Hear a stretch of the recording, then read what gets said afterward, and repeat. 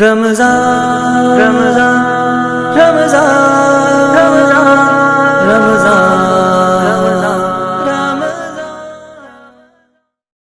محترم ناظرین و سامعین، السلام علیکم ورحمۃ اللہ وبرکاتہ۔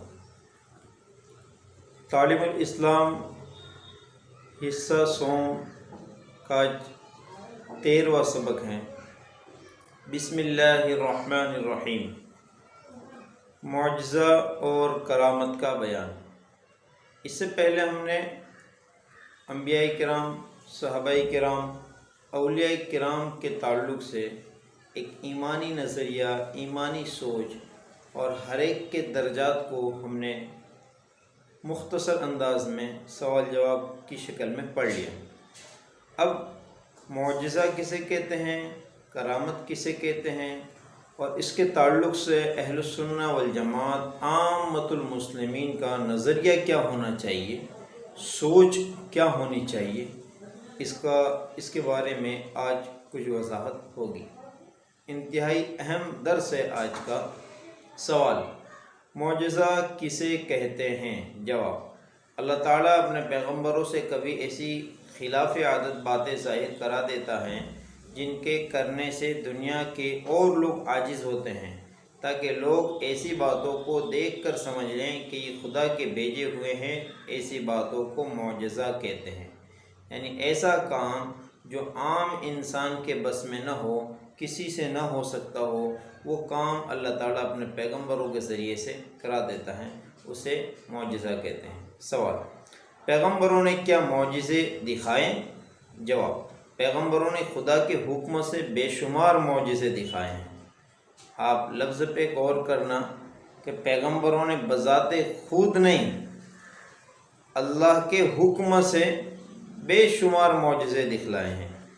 چند مشہور معجزے یہ ہیں: حضرت موسیٰ علیہ السلام کا عصا یعنی ہاتھ میں رکھنے کی لکڑی سانپ کی شکل بن گیا اور جادوگروں کے جادو کے سانپوں کو نگل گیا۔ حضرت موسیٰ علیہ السلام کے ہاتھ میں خدا تعالیٰ ایسی چمک پیدا کر دیتا تھا کہ اس کی روشنی آفتاب کی روشنی پر غالب ہو جاتی تھی۔ حضرت موسیٰ علیہ السلام کے لیے دریائے نیل کے درمیان میں خشک راستے بن گئے اور وہ مع اپنے ساتھیوں کے ان راستوں سے دریا پار اتر گئے۔ جب فرعون کا لشکر ان راستوں میں گزر جانے کے ارادے سے بیچ دریا میں پہنچا تو پانی مل گیا اور فرعون مع لشکر کے ڈوب گیا۔ یعنی حضرت موسیٰ علیہ السلام تو سمندر کے بیچ میں سے اللہ تعالیٰ نے ان کے لیے خشک راستے کر دیے، نکل گئے، لیکن فرعون اپنے لشکر کے ساتھ ڈوب گیا۔ حضرت عیسیٰ علیہ السلام خدا تعالیٰ کے حکم سے مردوں کو زندہ کرتے تھے، مادر ذات اندھوں کو بینائی دیتے تھے، کوڑیوں کو اچھا کر دیتے تھے، مٹی کی چڑیا بنا کر انہیں زندہ کر کے اڑا دیتے تھے۔ یہ حضرت عیسیٰ علیہ السلام کے معجزے ہیں۔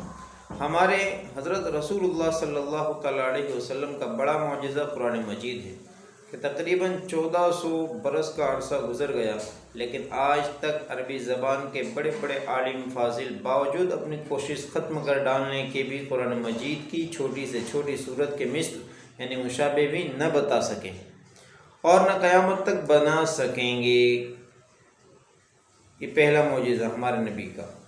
دوسرا معجزہ حضرت صلی اللہ تعالیٰ علیہ وسلم کا معراج ہے، جو آپ راتوں رات اپنے گھر سے حرم محترم اور پھر وہاں سے مسجد اقصی اور ساتوں آسمان کی سیر کی، اس کو معراج کا سفر کہتے ہیں۔ یہ آپ کا دوسرا اہم معجزہ ہے۔ تیسرا معجزہ شق القمر ہے، چاند کے 2 ٹکڑے کرنا ہے۔ چوتھا معجزہ حضور اکرم صلی اللہ تعالیٰ علیہ وسلم کا یہ ہے کہ آپ نے خدا تعالیٰ کے بتانے سے بہت سی آنے والی باتوں کو ان کے ہونے سے پہلے خبر دی اور وہ اسی طرح واقع ہوئی۔ یہ بھی آپ کے معجزات تھے، یعنی آپ کی پیشن گوئیاں، وقت سے پہلے آپ کا کسی چیز کے بارے میں، کسی واقعے کے بارے میں خبر دے دینا۔ پانچواں معجزہ حضور صلی اللہ تعالیٰ علیہ وسلم کا یہ ہے کہ حضور صلی اللہ تعالیٰ علیہ وسلم کی دعا کی برکت سے 1-2 آدمیوں کا کھانا سینکڑوں آدمیوں نے پیٹ بھر کر کھا لیا۔ ایسے کئی مرتبہ یہ واقعات ہوئے ہیں، احادیث کی بڑی کتابوں میں اس کا تذکرہ ملتا ہے۔ اس کے علاوہ حضور سرور عالم صلی اللہ تعالیٰ علیہ وسلم کے سینکڑوں معجزے ہیں جو تم بڑی کتابوں میں پڑھو گے۔ سوال: معراج کسے کہتے ہیں؟ جواب: اللہ تعالیٰ کے حکم سے حضور انور صلی اللہ تعالیٰ علیہ وسلم رات کو جاگتے میں براق پر سوار ہو کر مکہ معظمہ سے بیت المقدس تک اور وہاں سے ساتوں آسمانوں پر اور پھر جہاں تک خدا تعالیٰ کو منظور تھا وہاں تک تشریف لے گئے۔ اسی رات میں جنت اور دوزخ کی سیر کی اور پھر اپنے مقام پر واپس آ گئے، اسی کو معراج کہتے ہیں۔ سوال: شق القمر سے کیا مراد ہے؟ جواب: شق القمر سے مراد یہ ہے کہ ایک رات کفار مکہ نے حضور رسول انور صلی اللہ تعالیٰ علیہ وسلم سے کہا کہ ہمیں کوئی معجزہ دکھائیے، تو آن حضرت صلی اللہ تعالیٰ علیہ وسلم نے چاند کے 2 ٹکڑے کر دیے اور سب حاضرین نے دونوں ٹکڑے دیکھ لیے، پھر وہ دونوں ٹکڑے آپس میں مل گئے اور چاند جیسا تھا ویسا ہی ہو گیا۔ یہ آپ کا عظیم معجزہ تھا۔ سوال: کرامت کسے کہتے ہیں؟ جواب: اللہ تعالیٰ اپنے نیک بندوں کی توقیر بڑھانے کے لیے، عزت بڑھانے کے لیے کبھی کبھی ان کے ذریعے سے ایسی باتیں ظاہر کر دیتا ہے جو عادت کے خلاف اور مشکل ہوتی ہیں کہ دوسرے لوگ نہیں کر سکتے۔ ان باتوں کو کرامت کہتے ہیں۔ نیک بندوں اور اولیاء اللہ سے کرامتوں کا ظاہر ہونا حق ہے۔ سوال: معجزے اور کرامت میں کیا فرق ہے؟ جواب: جس شخص نے پیغمبری کا دعویٰ کیا ہو اور اس سے کوئی خلاف عادت اور مشکل بات ظاہر ہو اسے معجزہ کہتے ہیں، اور جس نے پیغمبری کا دعویٰ نہ کیا ہو لیکن متقی پرہیزگار ہوں اور اس کے تمام کام شرع یعنی شریعت کے مطابق ہوں، اگر اس سے کوئی ایسی بات ظاہر ہو تو اسے کرامت کہتے ہیں، اور اگر خلاف شرع اور بے دین لوگوں سے کوئی خلاف عادت بات ظاہر ہو تو اسے استدراج کہتے ہیں۔ استدراج اسے کہتے ہیں کہ کسی کے کام سے بہت سے لوگ متاثر ہو جائیں، اتفاق کر لیں، لیکن اور بہت سے لوگ اس کے ارد گرد جمع ہو جائیں، لیکن اللہ تعالیٰ کے یہاں اللہ کے نزدیک وہ کام مقبول نہ ہو اور اللہ تعالیٰ کے یہاں وہ بندہ بھی مقبول نہ ہو، ایسے کام کو استدراج کہتے ہیں۔ سوال: کیا اولیاء اللہ سے کرامتیں ظاہر ہونی ضروری ہیں؟ یعنی جو بندہ ولی ہو اس سے کرامت کا ظہور ضروری ہے؟ جواب: نہیں، یہ کوئی ضروری بات نہیں کہ ولی سے کوئی کرامت ضرور ظاہر ہو۔ ممکن ہے کہ کوئی شخص خدا کا دوست اور ولی ہو اور عمر بھر اس سے کوئی بھی کرامت ظاہر نہ ہو۔ سوال: بعض خلاف شرع فقیروں سے ایسی باتیں ظاہر ہوتی ہیں جو اور لوگ نہیں کر سکتے ہیں، انہیں کیا سمجھنا چاہیے؟ یعنی فقیر قسم کا انسان ہے، درویش ہے، اور اس سے اس طرح کے چمتکار وغیرہ ظاہر ہو جاتے ہیں، اسے کیا کہیں؟ جیسا کہ ہم نے اپنے ہی زمانے میں کئی اس طرح کے واقعات کا مشاہدہ کیا ہے کہ فقیر قسم کے لوگ، ابھی ماضی قریب میں اجمیر کا ایک قصہ کہ جس میں ایک فقیر نما شخص ہاتھوں کے اندر کچھ میوے اپنی آستین سے نکال کر لوگوں کو کھلانے کا ایک چمتکار کے انداز میں، ایک عجیب انداز میں وہ لوگوں کے سامنے یہ عمل پیش کرتا تھا۔ لوگ یہ سمجھتے تھے کہ یہ اس کی کرامت ہے، یہ اس کا چمتکار ہے کہ اس کے ہاتھ میں آستین میں کچھ بھی نہیں ہے، لیکن وہ جسے چاہتا ہے کاجو بادام وغیرہ کھلا سکتا ہے۔ حالانکہ بعد میں پھر اس کا راز فاش ہوا اور وہ نہ کرامت تھی بلکہ دھوکہ تھا کہ پہلے سے ہی آستین میں کاجو لگے رہتے تھے، بادام رکھی رہتی تھی، پھر وہ شخص اپنے ایک کلا سے، اپنی ایک ایکٹنگ کے ذریعے سے وہ نکال کر لوگوں کو پیش کرتا تھا۔ لوگ سمجھتے تھے درویش ہے، فقیر ہیں، اس سے کوئی کرامت ظاہر ہوئی۔ حالانکہ یاد رکھیں کہ درویش اور فقیروں سے اگر اس طرح کا کوئی عمل ظاہر ہوتا بھی ہے تو سب سے پہلے یہ دیکھا جائے گا کہ وہ شخص باشرہ ہے یا نہیں، شریعت کے مطابق اس کی زندگی ہے یا نہیں۔ اگر نہیں ہے، متقی پرہیزگار نہیں ہے، تو وہ یا تو جادو ہے یا استدراج ہے یا دھوکہ ہے۔ سوال: بعض خلاف شرع فقیروں سے ایسی باتیں ظاہر ہوتی ہیں جو اور لوگ نہیں کر سکتے، انہیں کیا سمجھنا چاہیے؟ جواب: ایسے لوگوں سے جو شریعت کے خلاف کام کریں، اگر کوئی ایسی بات ظاہر ہو تو سمجھو کہ جادو یا استدراج ہے، کرامت ہرگز نہیں ہو سکتی۔ ایسے لوگوں کو ولی سمجھنا اور ان کے خلاف خلاف عادت باتوں کو کرامت سمجھنا شیطانی دھوکہ ہے۔ یہ کرامت اور معجزے کا بیان مکمل ہوا۔ یہاں ایک بات ضروری عرض کرنی ہے کہ جس کا تعلق عقیدے سے ہے۔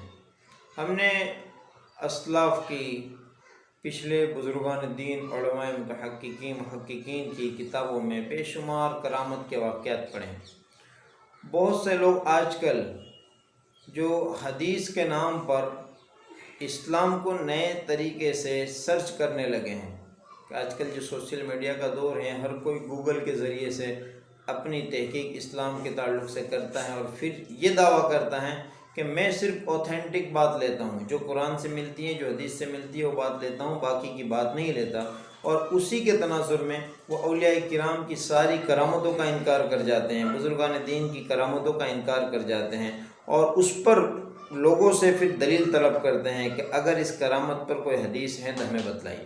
تو یاد رکھیں، کرامت اور معجزے کے تعلق سے تمام اہل السنہ والجماعت کے مسلمانوں کا یہ نظریہ ہے کہ کرامت میں فعل کا، کام کا ظہور اللہ تعالیٰ ولی کے ہاتھ پہ کرتے ہیں، معجزے میں فعل کا، کام کا ظہور اللہ تعالیٰ نبی کے ہاتھ پہ کرتے ہیں، اور قدرت اللہ کی ہوتی ہیں دونوں میں، معجزے میں بھی اور کرامت میں بھی قدرت اللہ کی ہوتی ہیں۔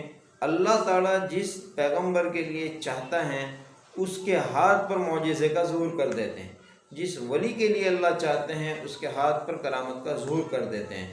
تو بذات خود نبی اور ولی کو اس خرق عادت عمل میں ان کی ذات کا کوئی دخل نہیں ہے، قدرت تو اللہ کی ہے، مشیت اللہ کی مشیت کی بنیاد پر ان کے ہاتھ پر ظہور ہوتا ہے۔ یہ ہم تمام کا نظریہ اور عقیدہ ہے۔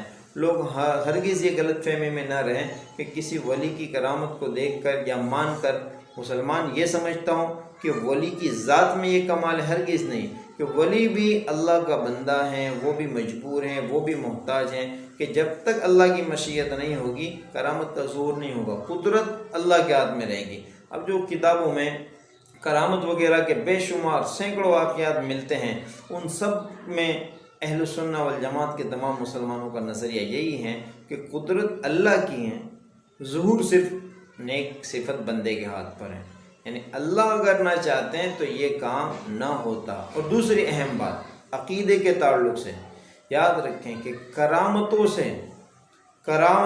سے مسائل اور عقائد ثابت نہیں ہوتے، کرامت سے مسائل اور عقائد ثابت نہیں ہوتے، وہ ایک واقعے کی قبیل سے ہیں کہ اس کو ماننا چاہیے بس۔ لیکن اس سے اگر کوئی شخص یہ عقیدہ نکالتا ہے، جیسے کسی ولی کی کرامت ہو گئی تو انہوں نے کہ وقت سے پہلے کسی چیز کے بارے میں خبر دے دی، یا کسی کو اس کے اوپر آنے والے نقصان کو بتا دیا، یہ ایک ولی کی کرامت ہے۔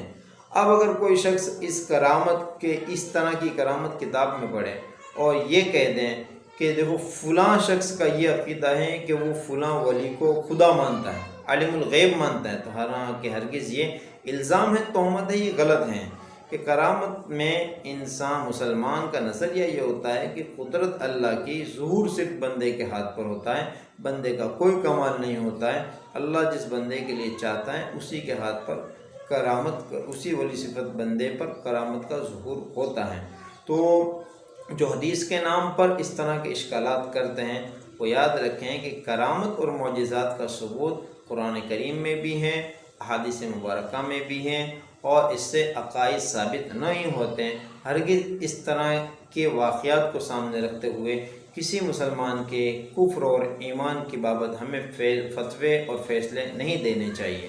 اللہ تعالی ہم تمام کو صحیح علم حاصل کرنے کی اور اس پر عمل کرنے کی توفیق عطا فرمائے۔